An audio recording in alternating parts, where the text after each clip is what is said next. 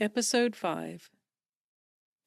My lunch with Felix took place in possibly the most exquisite restaurant I'd ever been to. And although my children would dispute it, I've been to one or two. It was in Chelsea, naturally, all white and light with sparkling floor-to-ceiling mirrors, a glass floor, lethal, I took it gingerly, and vast tropical plants. It even had a parrot called Hortense in a gilded cage. It was full of people who looked as if they'd never done a day's work in their life, but spent a great deal of time maintaining the fiction.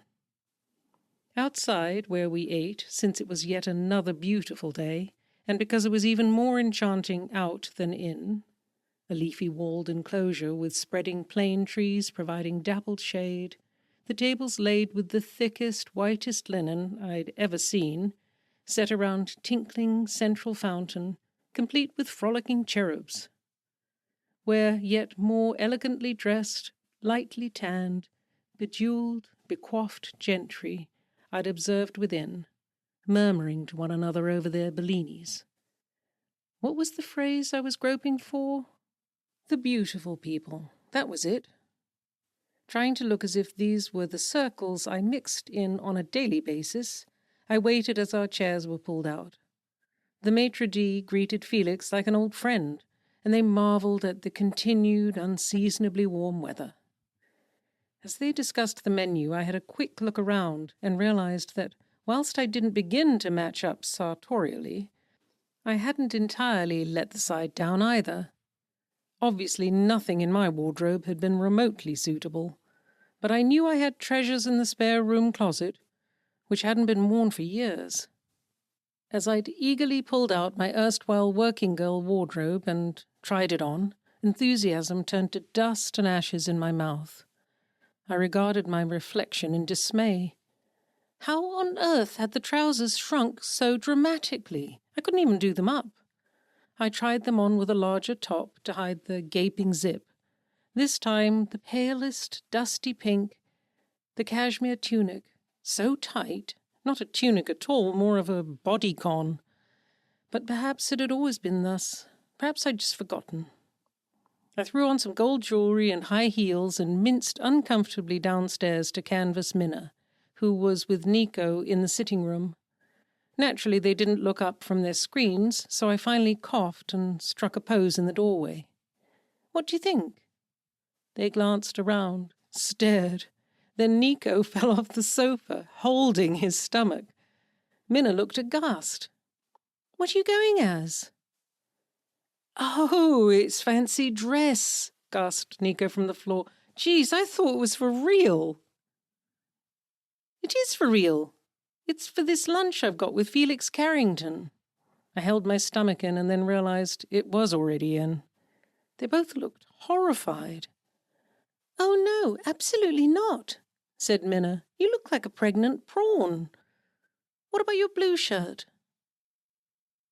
"Too parochial," I said, letting my tummy out with relief. "Well, you must have something else." "I haven't. Have you got anything?"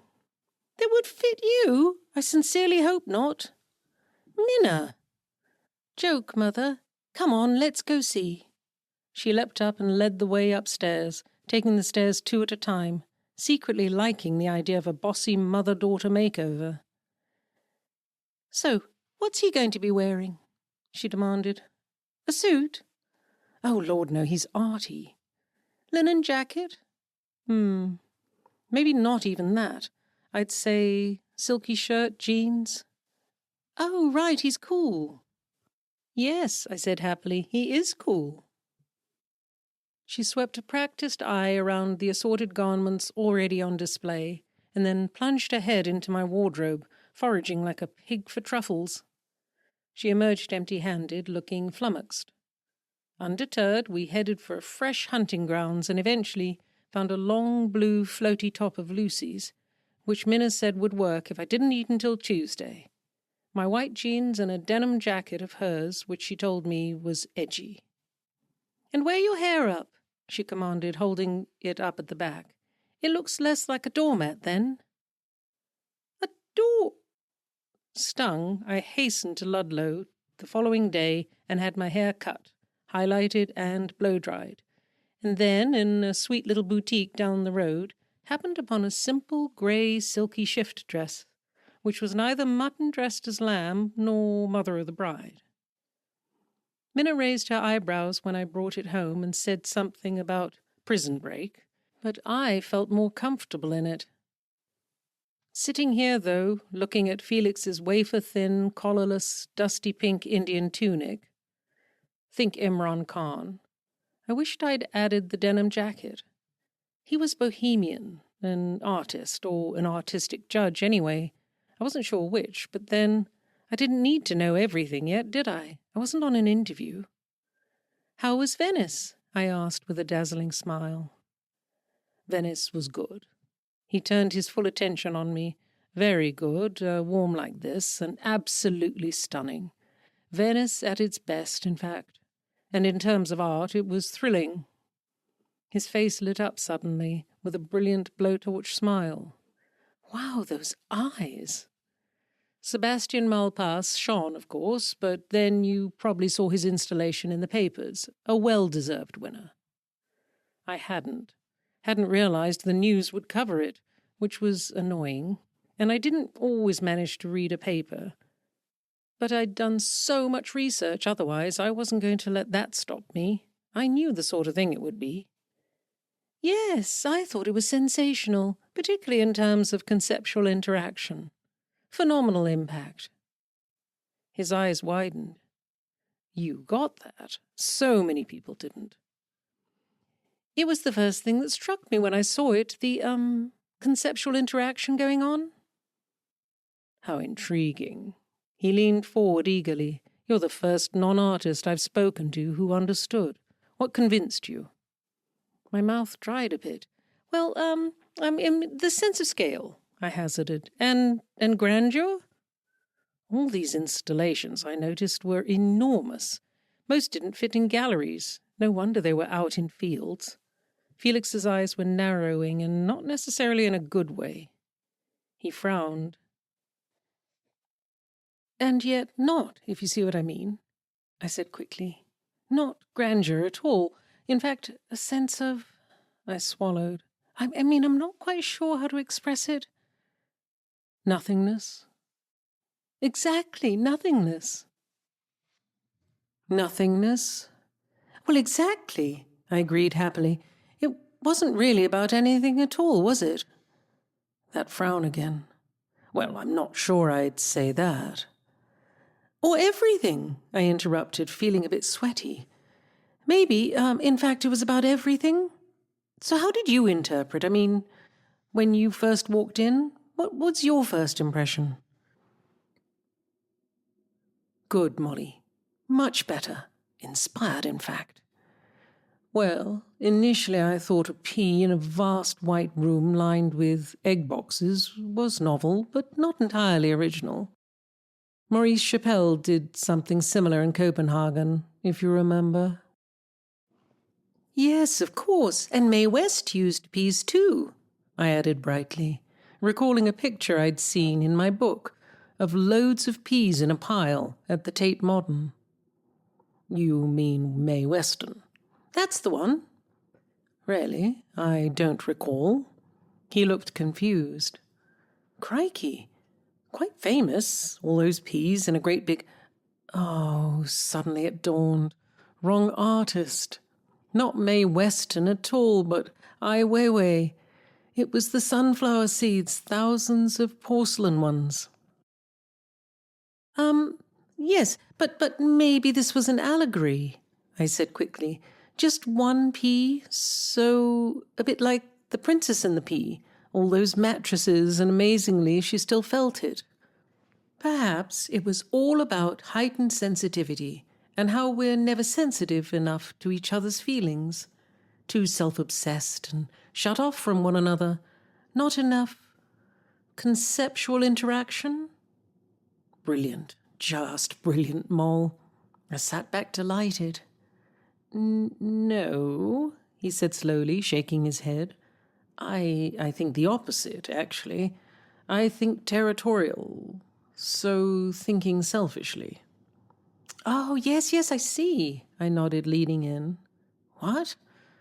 You mean the idea of a tiny pea taking up so much space in one's head? No, I mean the concept of a urination being territorial, claiming ground, in war zones, in Syria. Oh, that sort of pee. Blimey, I was exhausted and rather repulsed. I mean, was it fake? I sincerely hoped so. Lemonade or something. Well, let's face it, that could be interpreted as anything, couldn't it? I mean, someone could have been desperate to take a leak, or a dog raising its leg. What were these people on? Talk about the Emperor's new clothes. I drained my wine glass and wondered if we could move on, hopefully to safer ground. But you're a more traditional artist, aren't you? Felix, your father mentioned paint, so... He laughed. He's harking back to the good old days, which he liked. Although, to be fair, I'm still not afraid to get a canvas out. It's more commercial. Paint sells and I've got to make a living. Political commentary, though, is something I prefer to be involved in. It's what everyone's doing these days, but it's obviously harder to get the punters to buy. At the moment, I've got 17 alarm clocks going off in a freezer. I've set them to go off on the hour at 5-minute intervals as part of a commentary on the government's blurring of the lines in the Nigerian atrocities. Muffled, cushioned wealth at the helm, obviously, but with insistent subjugation. Yes, I see. I didn't, really. But he was right. Not a hope in Hades of selling that. I mean, who would want that racket going off in the middle of dinner? But enough about me. Tell me, Molly, what do you do? Do you work? I did, I said carefully, in PR, and I still do, but not in an office. In fact, I work harder than I ever did in London. But it's all odds and ends. I mean, I have a mail order business, and I buy and sell horses, and I'm a farmer. Oh, cool. Really? I mean, which bit? Well, all of it, but the farming in particular. Agriculture is the only tangible interaction we have left with the natural world. Otherwise, we're just spectators. I'll second that, I grinned. He put his head quizzically on one side. And yet you want to give it all up, move to London. Why is that? The green eyes were kind. I told you, it's too much like hard work. It's much harder than any office job in London. People like you, Felix, purists in the city, romanticize it. But it can be bloody grim. All slopping buckets with mud up to your knees and acres of emptiness and a Land Rover that breaks down and machinery that doesn't work. It's remote and it's lonely and it's through gritted teeth most days. And at the end of the day, you think you're going to be baking biscuits at the Aga, but you don't. You just slide your bottom down it and sit on the floor and get depressed. He looked startled, and I realized this was not necessarily making the most seductive of portraits. I rallied, shoring up a winning smile. The thing is, I want to get back to potting around the garden like most people do, hopefully just a roof terrace, actually. Something small at any rate. I noticed Cuthbert's has a rather sweet space at the back. Lucy was wrong. I could be steely, and I sensed why Felix was advocating the rural life. Yes, he said carefully. A very sweet garden, which they both loved.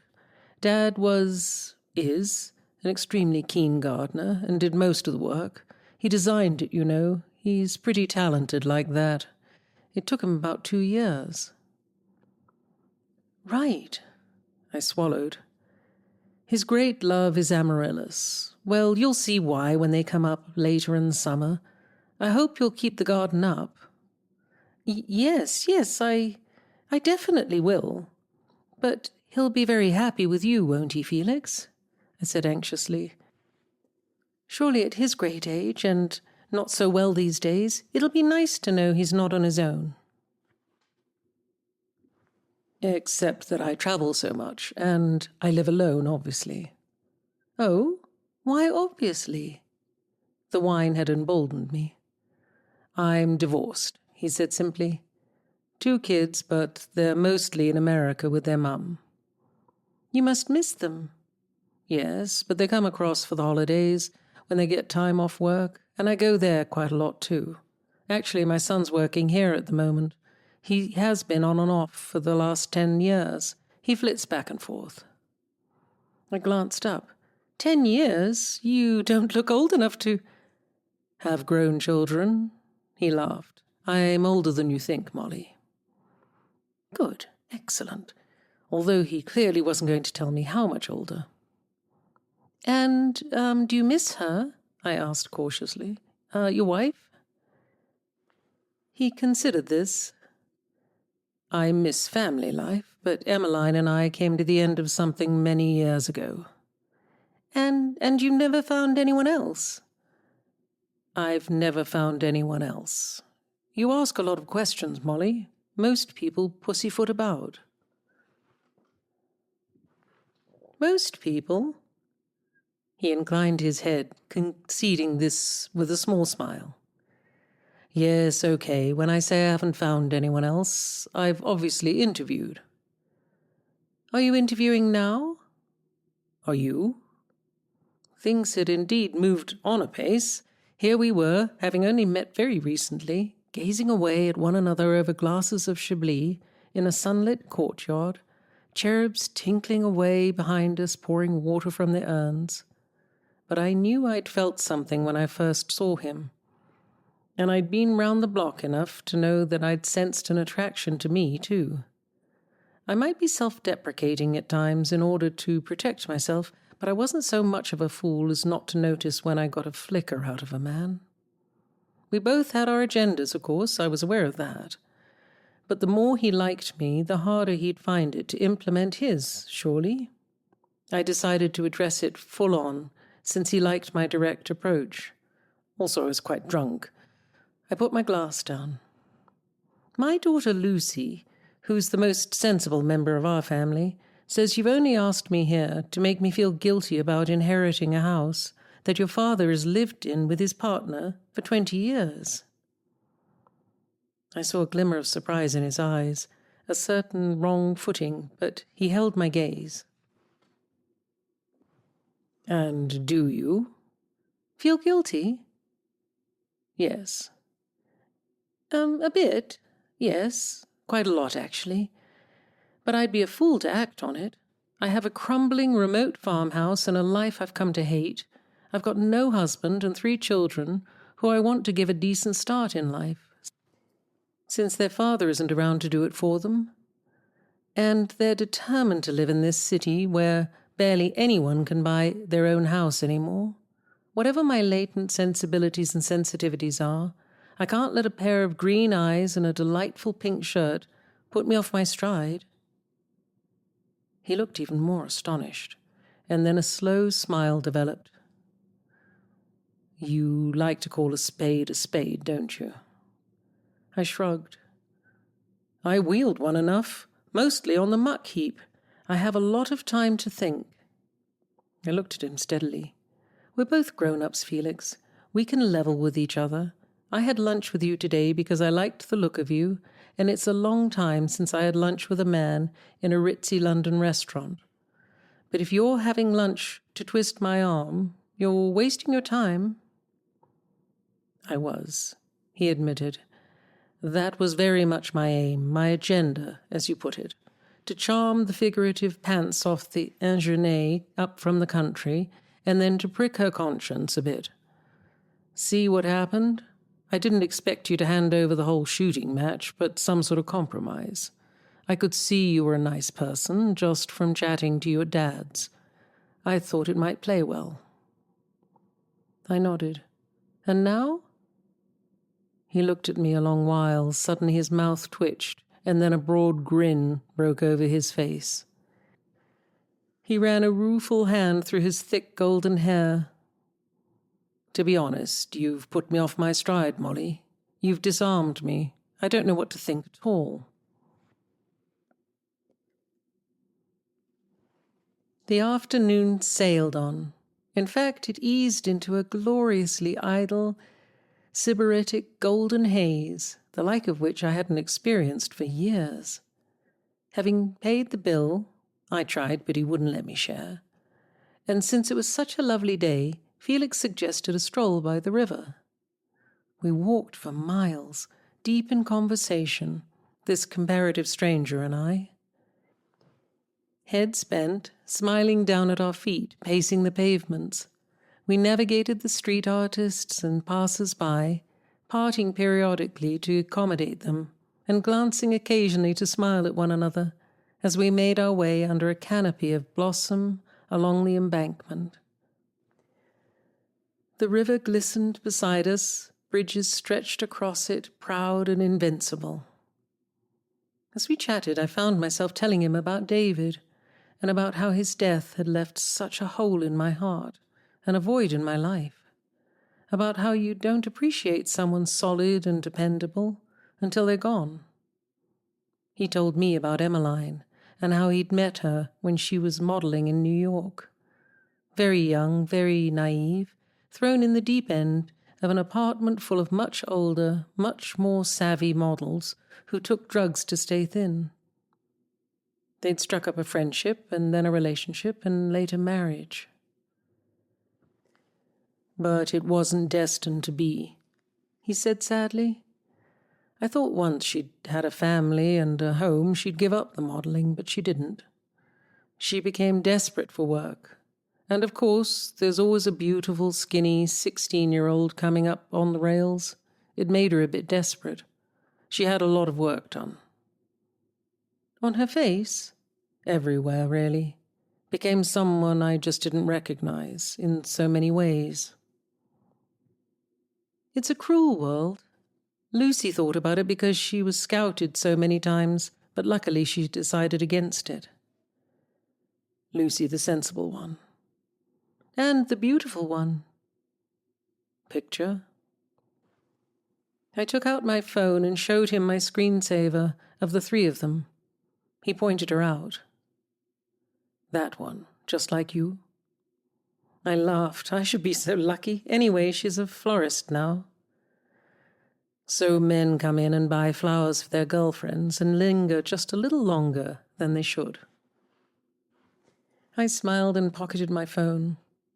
Perhaps. She has a beautiful shop in Islington. There's a piece about her in Country Living last month. I'm very proud of her. Didn't do university? No, she had a place at Bristol, but David's death put her off her stride. She said she wanted to do something more constructive. Serious-minded. Only by default, she was much more light-hearted when she was little. Felix smiled.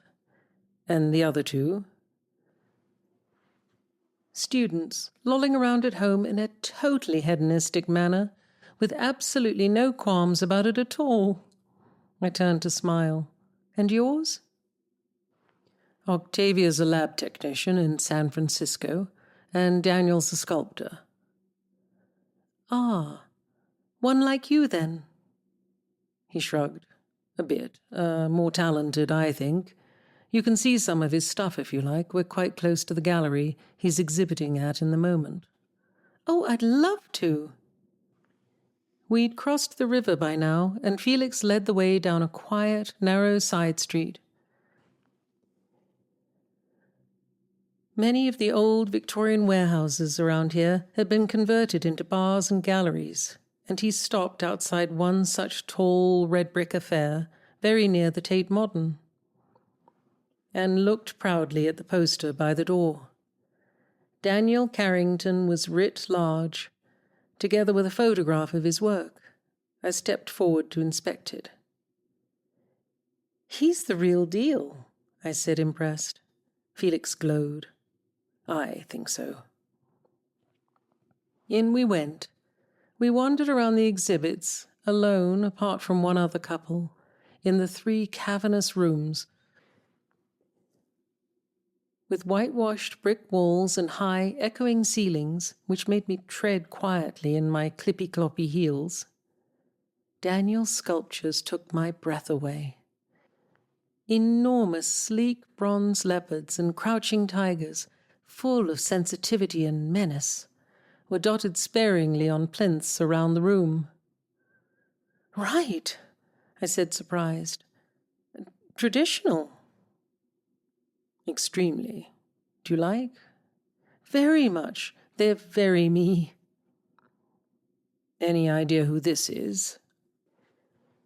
Felix had stopped beside a life-sized head, not of an animal this time, and on a small table, not a plinth. I knew immediately. "Oh," I came up beside him. "It's your father." "Exactly. Daniel's grandfather." "How lovely. He's caught him just exactly." Felix smiled, and we looked on in silence. At length I spoke. "Is he very fond of him?" "Daniel? Very. I mean, we all are. You know that special, solid person you were talking about? The one that you need in a family and won't miss until they're gone? That's Dad." I nodded, moved on to the next piece. I gazed at it distractedly. "He's 86, right?" "Yes, this year." "And apart from the flu at the moment, he's fit?" Felix turned and narrowed his eyes beyond me, out of the huge floor-to-ceiling windows that gave on to the river. "It's not flu. He calls it that, but he has emphysema. It comes and goes, but it's debilitating." "Emphysema? That's serious, isn't it?" "Can be." I swallowed. "So he's in his room a lot?" "A bit. He always gets dressed, though, no matter how rough he's feeling." "What do the doctors say?" "They say that it could be months, or it could be a few years. They just don't know." "A few years? At most. Not many." "Felix, this compromise you were talking about." I turned to him properly. "What did you have in mind?" He smiled. "Nothing. It was stupid. Forget it, Molly. And I didn't mention Dad to wear you down. Come on. Let's stroll back down the river." No, I'm interested. Go on. What was it?" He hesitated. "Well, I just thought, in a crazy moment, that you might let him end his days there, in the house he's lived in for 20-odd years, surrounded by the things he's known and loved, surrounded by—" "Cuthbert." He paused. But it was madness, a fantasy. He glanced down at his shoes. "Come on, let's go." No, wait." I stayed his arm. "You mean I'd still own it?" "Of course. You probably own it already." "And your father would lodge?" "And pay rent." "Oh, well, no, I mean, I couldn't." Suddenly I realized what I was considering, letting an old man I didn't know while out his days in a house he'd once lived in, put on hold my own dreams for someone I'd only met the other day. I shook my head, fell into step beside Felix as he moved towards the door. "No," I said in a low voice. "No, you're right. It couldn't happen." We walked away. The fact that the afternoon stretched into the evening was purely through coincidence. As we were walking back along the river, a cyclist was knocked off his bike in front of us on the embankment. We were the first to reach him, this lad of about 19, white-faced, staring up at us with huge eyes. Felix was brilliant. He knelt right down on the pavement beside him and kept him calm while I phoned for an ambulance. As I waited for the operator, I heard Felix's low, soothing voice, telling the lad he was absolutely fine and that help was on its way.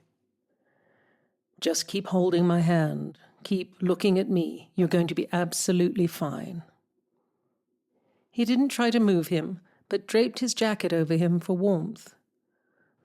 The boy shook violently, but kept his eyes firmly on Felix's face until the ambulance arrived, which, thank goodness, we heard the siren blaring, was relatively soon. "He'll be fine," the paramedic assured us as they lifted him carefully onto a stretcher and covered him with a blanket. "Just gone into shock. Well done, mate." "Thanks." The doors closed and they were off, lights flashing. I stood there, hugging myself. I realized I was shivering. It had all happened so quickly. "Come on." Felix threw his jacket around my shoulders and gave them a quick squeeze. "Let's have a drink at the Savoy. We deserve it." The familiar Art Deco exterior, backdrop to so many films and Poirot episodes, with top-hatted, long-coated doormen and black cabs drawing up, was a comfort. Inside, we made our way down the steps to the piano bar and the banquette seating in the corner. A large, strong cocktail, cold and sweet, worked its magic. As I leaned my head back on the plush, buttoned velvet, I took stock of the day. I realized it had been rather a special one. Not the last bit, of course, the cyclist, but this bit. It was such a far cry from my life. I'd remember this day and this man. I felt Felix's smile rest on me. For a long time to come. Back at Lucy's flat that night, I cooked for her and Robin, her boyfriend, to give them a night off before getting my train back home in the morning. "This is nice of you, Ma." Lucy came into the galley kitchen to peer into the pan I was stirring. "What is it, some kind of ethnic concoction?" She ate a forkful and then passed another one on to Robin, who followed her.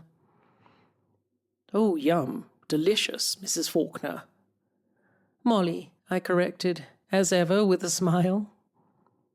I looked at Lucy now, settled, cross-legged on the sofa like a ballet dancer, slim and lithe in an assortment of grey and white vests. Skinny black jeans ripped to the knees. As she forked up her supper, her silky blonde hair draped around her angelic face, with those high cheekbones and almond-shaped pale blue eyes. She tucked her hair behind one ear, and I saw Robin look at her. She always looked like that, like an angel. And when she was little, David and I would stare at her in her sleep. "Lucy," I put my fork down, "I've been thinking about this house." "Which house?" "Lastor Mews." "Oh?" She glanced up. "I think I might rent it out, just to begin with." She continued to eat silently. "Sudden change of heart, Ma? How come?" "Well, I just think it would make sense. I mean, just for a few years." "A few years?" "Maybe." "Right. And where would you live?" Well, that's just it," I said eagerly. "I've practically sold the farm, so I thought I could buy something smaller up here with what I would get for it. You know, a little flat." "Which would cost?" She turned coolly to Robin, who was a property lawyer, and so he knew. "3 bedrooms," she added, "so we all have a base." Robin mentioned a sum so huge, I thought for a moment he must be talking in drachma. "Right," I said faintly. "Well, no, obviously the farm won't cover that. But what about 2 bedrooms? Lucy's eyebrow went up again. "2? Well, Minna and Nico wouldn't mind sharing. I think there's a law against that at their age. Or a sofa bed in the sitting room for Nico. And you've got this, so—" I felt myself reddening. "My, he must be attractive," she murmured. I know, perhaps we could all crowd into my basement flat and Felix and his father could come and feed us bowls of gruel, poke them through the bars. She nodded at the window. Lucy, don't be like that. Like what? Reasonable? You're honestly suggesting we put on hold Dad's rightful inheritance to accommodate some family we don't even know. I imagine that's what this is all about, letting them stay there or something. That's insane. Tell her, Robin. Robin flushed, horrified to be called upon thus. Well, heavens, I don't know. It seems a little rash, Mrs. Molly. I was clearly going to be Mrs. Molly forever. I narrowed my eyes at him. On the other hand, I can see. He groped about for what he could see, caught as he was between a rock and a very hard place. I can see that, well, of course, you do just rent it out as you suggest. How much would that set them back? Demanded Lucy, this remote, bizarre family we've never heard of. Well, a 3-bedroom house in South Ken, about £1,000 a week. A week? Good heavens! Oh, no, I'm quite sure he hasn't got that, I said faintly. Cuthbert was the one with the money. Exactly, said Lucy grimly. I was thinking more like, well, I don't know. No, you don't know, Lucy broke in. You don't have any idea. Taking pity on an old man is one thing, Mum, but being taken for a fool is another. Isn't that right, Robin? Well, gosh, yes, I mean, I wouldn't say a fool exactly. Lucy glared. I mean, yes, in a manner of speaking, My turn to raise an eyebrow? But as a figure of speech only. But, Mrs. Molly, why not get a buy-to-let? 1 bedroom, bought with the farm money, and rent that out to him at a reasonable rate. Yes, why not? Demanded Lucy. Good idea. Oh, but that's not what he wants. I mean, he wants to be surrounded by the things he knows and loves, by the man he loved, his memories. I realized I was echoing somebody. To end his days there. And it may not be too long, I said eagerly. Felix says it could be months, weeks. He has emphysema. Well, golly, let's hope it's hours, hey? Lucy looked at her watch. Let's hope he's expiring as we jolly well speak. I could rustle up flowers. I love a coffin top. Lots of workspace, all that mahogany. It could be our gesture, then everyone will be happy. If you don't mind me saying so, Mum, it's pretty unseemly sitting around twiddling our thumbs waiting for an old man to die. I'm not sitting around waiting for him to die, and I am not unseemly, I said hotly. I'm just trying to think of a fair and practical solution. Firstly, she spat, there is no solution needed, because there is no problem. Secondly, had there been a problem, which there isn't, nothing you've suggested has been either fair or practical. Isn't that right, Robin? Well, I must say I certainly think, Oh, shut up. If you can't say anything constructive, don't say anything at all. Sometimes I think I'm just surrounded by idiots. And with that she picked up her plate and barged into her bedroom with it. She turned and kicked the door shut, and then a few moments later we heard the television. Robin and I raised our eyebrows at each other, bonded by our common fear. He didn't go after her, though, which impressed me. We ate silently and companionably, and it has to be said rather thankfully, for some minutes, and then I initiated a conversation about the theatre, which I knew he was keen on. We actually had a rather pleasant meal. Nice boy, Robin. Shame about his girlfriend. Back at the farm the following day, it was as if the previous one had never happened. It was as if London didn't exist at all, as if Herefordshire, or more specifically my 90 acres of it, was the only place on earth. In other words, it was business as usual. Nico informed me from his prone position on the sofa that Rita had taken a turn for the worse, so Minna rang Paddy again, and he was taking a look at her. "Paddy, is he? Where? In the field?" I'd rather blithely assumed Rita was better. She'd been on her feet and drinking, after all. "No, he drove out there in his pickup and brought her back into the barn. Minna's out there too, bawling her eyes out." "Oh, no, she's hopeless with sick animals. Why didn't you go?" "Nah, it's not that. It's toxic Ted." I turned. "I thought that was over." "Well, if you believed that." But already I was on my way outside through the back door, pausing only to kick off my shoes and plunge my feet into wellies, experiencing yet more guilt. A bit of me had known Minna had her own problems before I left. I'd heard her on the phone to a girlfriend. But I'd shimmied off to London nonetheless, to conduct my own romantic liaison, knowing, from experience, that talks about Ted Forrester could be endless, torturous, and circuitous. But she didn't need Rita on top of that. I cursed Ted under my breath and his predilection for, when he felt like it, taking sabbaticals from their seesawing relationship in order to conduct socially with other girls. "Nothing sexual," Minna would assure me, eyes wide. "Just having a break." I'd nodded, keeping my own counsel, knowing again from experience it was wise to say nothing. "He says we're too young to have a long-term relationship," she'd said, blinking away. Unlike her sister, tears were never far from the surface.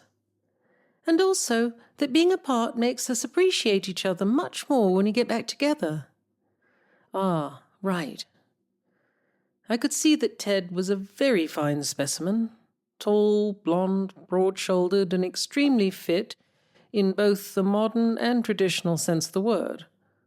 But the trouble was, everyone else could see it too. "It's Minna's fault. She's punching above her weight," Nico would tell me when I canvassed his opinion. I don't think so," I'd said doubtfully, loyally. "She is. He's way out of her league." I wanted to say, "Not socially, Nico," but knew this would land me in trouble of the most heinous kind. "Perhaps he likes a bit of posh." Ah, okay from his mouth then. But he didn't seem incensed by such behavior towards his sister when pressed. "What does she expect? He's young, he's a player. And don't say your sister like you're expecting me to run off for some bare-knuckled 18th century fight." Lucy, though, agreed with me. "Just tell him to buzz off," she'd roared down the phone to Minna when her sister rang her in tears. "Toxic Ted is laying more girls than he is hedges." "Don't say that," Minna would gasp, flinging the phone down and then flouncing hysterically from the room. I flew to the barn, found her and Paddy in the straw, a moribund Rita between them, 2 lambs bleating piteously at her side. Rita was horribly bloated and her fleecy sides heaving gastrically as she struggled for breath. Minna stood sobbing with the 3rd lamb in her arms, shaking piteously, tears pouring down her cheeks, whilst Paddy, crouching, removed his stethoscope from his ears, his bag open beside him. I hastened across. "Oh, Minna, darling, I'm so sorry you had to deal with all of this. Go in." "She's dying," sobbed Minna as Paddy shot me an incredulous look, clearly having been party to this for some time. "She's literally taking her last breaths, Mum, with her 3 darling babies watching. It's just tragic." "Minna, I've told you, the lambs are bleating because they're hungry. They couldn't care less," said Paddy. "And she's not taking her last gasp, but she's in a lot of discomfort. I seriously think we need to put her out of her misery, Molly. This is terminal anyway, but she could be in agony for days." "Minna, go inside," I commanded crisply. the cacophony of wailing and the bleating really too much now. "Blow your nose and have a cup of tea and calm down." She shot me a tortured look, but released the sheep and fled, her shoulders shaking as she went. "Sorry about that," I said, crouching down opposite Paddy. "She's quite emotional." "Can't think where she gets that from." "Plus, she's got boyfriend problems." "Ah, yes, Ted Forrester. Well, she needs to get rid of him. He's shagging his way round the county as we speak. You need to tell her." "How?" I yelped. "She'll dissolve." "What, more than that?" He jerked his head housewards. "Much. I mean, she won't come out of her bedroom for days." "Well, you still need to address it. She'll be a laughingstock. Quite apart from anything else, she'll catch something." "Do you mind?" He shrugged. "You need to hear it."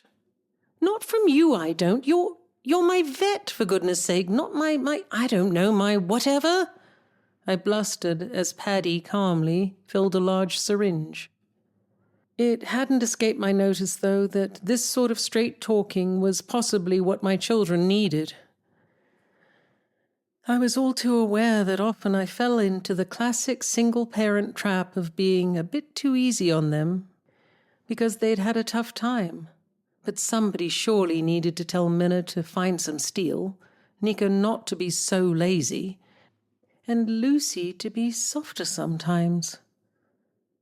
David would have done that.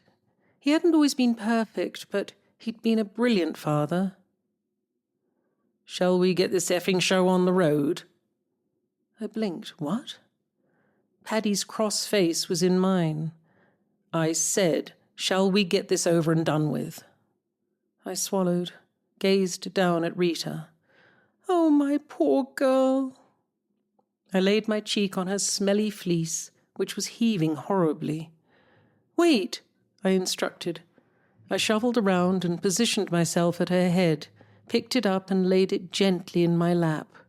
Finally, I looked up at him gravely, nodded. "Okay, go on then." Paddy picked up a hind leg, found a vein, administered the syringe swiftly, and in moments Rita's tortured eyes had shut and her laboured breathing stopped. I felt tears well, but managed, heroically, not to spill them. "Well, that's the first time I've had to do that." Paddy packed the syringe away in his black leather bag with a snap. "What?" "Put down a sheep. I mean, any normal farmer would have shot it." "Yes, well, I'm not normal, am I? And I don't have the wherewithal for shooting." "Nico's got a gun, and a license, hopefully." "For rabbits." "Which he leaves in the field. I've seen him, lamping at dusk with those scruffy mates of his, and then leaving rabbits all scattered about. It's disgraceful. If you kill an animal for sport, you skin it and eat it. Make a stew." "Who says?" "The unwritten law of the countryside says." "And since when did you become such an oracle for the countryside? Just because you were born and bred in a barn? And what gives you the right to be such a ferocious judge of my children?" "Since it seems to me that every time I come out here, they could do with it. Now help me put this ewe in the back of the barrow and I'll take her to the kennels on the way back." "You will not," I gasped. "I will not have her eaten. I shall bury her." "Oh, don't be pathetic, Molly. You'll need a hole as big as a trench and the foxes will dig her up. It's not even legal." "So report me." I spat across the dead sheep's carcass as we crouched opposite one another, nose to nose. "This one is special. Report me to Defray if you like." "I don't like, but I will. I'm not having my professional reputation sullied by your sentimentality." I affected a mincy voice. "I'm not having my professional reputation." "Rubbish!" I roared. "You don't give a stuff. You're just picking on me. You are a sanctimonious, holier-than-thou, small-minded, egotistical—" "Is everything all right in here?" Nico's head appeared over the stable door, eyes wide. He blinked. What's this, some funky postmodern nativity scene? Not pregnant, are you, Mum? He spotted Rita. Ah, right, she's a goner then. Nico, I stood up, realized I was shaking. Dig a trench, I commanded. What? A hole, a big one, under the oak tree, at the top of the hill, beside Jeremy. Wow, Mum, that's got to be huge. Jeremy was a hamster. Just do it, I seethed. It will do you good. Now get dressed, dig a trench, and stop killing poor defenseless rabbits for fun. He blanched, taken aback. Keep your wig on, he said as he sauntered away. Right. I turned back to Paddy, chin raised, still trembling. Now, if you would be so kind as to help me put her in the barrow, I'll take her up the hill for a proper Christian burial. Sorry, no can do, I told you. It's illegal to bury fallen stock. Right. Well, if you won't help me, I'll do it myself. An unseemly struggle ensued between a huge woolly sheep, a small, inappropriately dressed woman, and a wobbly barrow. My long, dangly necklace didn't help, and somehow Rita got her head stuck in it, which forced our faces cheek to cheek, and I tried to pull away, and naturally it broke. No matter, it was only River Island, and I would not be beaten. Snaking out a foot, I tipped the wheelbarrow on its side and dragged Rita, panting and heaving, me obviously, head lolling, tongue hanging out, both of us, into it, and then set it upright. There, I panted, victorious. But that was very undignified for her, I gasped as Rita lay flat on her back, legs in the air. Oh, I don't think it's Rita's dignity you should be worried about. Here, you drop some beads. Stuff the beads, I snapped, tossing his offering into the straw. I felt a bit like that girl who takes over the farm in Far From the Madding Crowd, Bathsheba, whatnot, all feisty and blazing. Open the door for me, please. I was poised with the barrow now, flicking hair from my eyes, a triumphant gleam, to them, hopefully. There was more of a quizzical gleam in his dark, faintly amused ones. He raised his eyebrows, mouth twitching. I waited. He clearly wasn't going to move. Wasn't going to help me one iota. Oh, you wretched man! I roared, incensed. I ran and flung the stable door wide. I ran back, and trying not to look as if she weighed a ton, which she flaming well did, I wheeled her unsteadily and wobbling through the straw and out, staggering a bit and flinging a haughty, "Send me the bill," over my shoulder as I went. I heard him laugh, but I didn't look back. A few minutes later I trundled through the yard and down the track, and as I began pushing her up the grassy hill, crouching very low, almost on my knees under the weight, I heard the welcome roar of his pickup as he drove away. In the event we didn't bury her, when I finally reached Nico at the top, he dug a hole about the size of a packet of cigarettes and was sitting down beside his handiwork. It's hopeless, Mum. The ground's like concrete. You try. Why do I always have to do everything myself? Didn't you see me struggling up here? Oh, no, sorry, I was on the phone. I seized the spade and made a sterling effort, but naturally I couldn't do it either. It hadn't rained for weeks, and the ground was solid.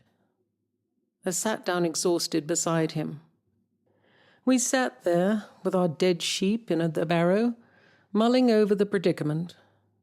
Eventually we settled on snipping off a chunk of her fleece, emptying out the last grains of tobacco from his Golden Virginia packet, and stuffing the wool inside. Then we popped it in the hole and covered it over again. I said a little prayer as Nico looked bored. Then I found a couple of sticks, bound them together in a cross with what remained of my string of beads. It looked like a rosary, actually. Gave a rather pleasing devotional look. and stuck it in the ground over the grave. We turned and headed for home. Nico at least carted Rita down the hill, but it was quite a steep hill, and she was heavy. The barrow began to run away from him until they were racing down. I followed, shouting, "Nico, careful!" as he shrieked with laughter. "Can't stop, Mum!" he shouted back when, all at once, the barrow overturned and Rita fell out. Nico fell headlong on top of her, and unable to stop, I fell on top of him, unable to keep from shaking with laughter, too. Weeping, actually. Ultimately, too, of course, we had to do exactly what Paddy had instructed. Nico took Rita off to the kennels. Naturally, it was humiliating, but Paddy would never know. "Let him report me to Defray," I told Nico when he came back with the receipt and handed it to me in the kitchen. "I almost hope he does.